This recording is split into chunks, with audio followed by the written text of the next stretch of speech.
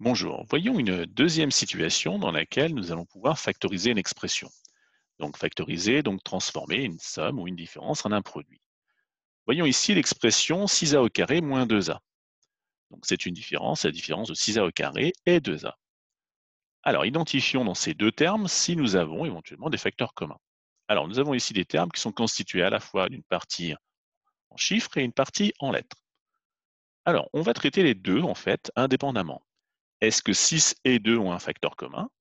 Oui, 2 est un facteur commun. Donc je peux savoir déjà que j'ai déjà le facteur commun 2. Est-ce que a au carré et a ont un facteur commun?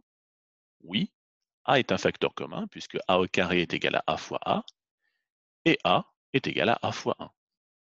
Du coup, si je fais la synthèse des deux, j'obtiens donc comme facteur commun 2a.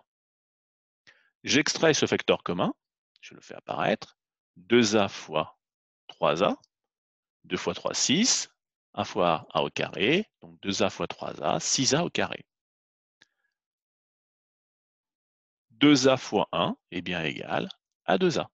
Donc j'ai bien fait apparaître mon facteur commun pour les deux termes. Je vais ensuite pouvoir extraire ce facteur commun, 2a fois, et rassembler dans une parenthèse les éléments qui ne sont pas le facteur commun. Donc je recopie simplement 3a moins 1, 3a moins 1, et je ferme ma parenthèse. Dans un dernier temps, je peux éventuellement, ici, supprimer le signe multiplié. Il y aurait pu y avoir d'autres simplifications. Voilà. Après, en termes de nombre d'étapes, je vous encourage à en faire suffisamment pour que vous rendre les choses faciles. Et surtout, ne supprimez pas des étapes alors que vous vous rendez compte après coup que si vous les aviez faites, ça vous aurait évité des erreurs.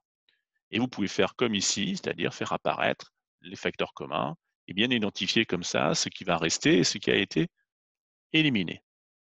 Enfin, éliminé au terme d'écriture, mais c'est toujours présent, c'est juste l'écriture qui a changé. Je vous remercie.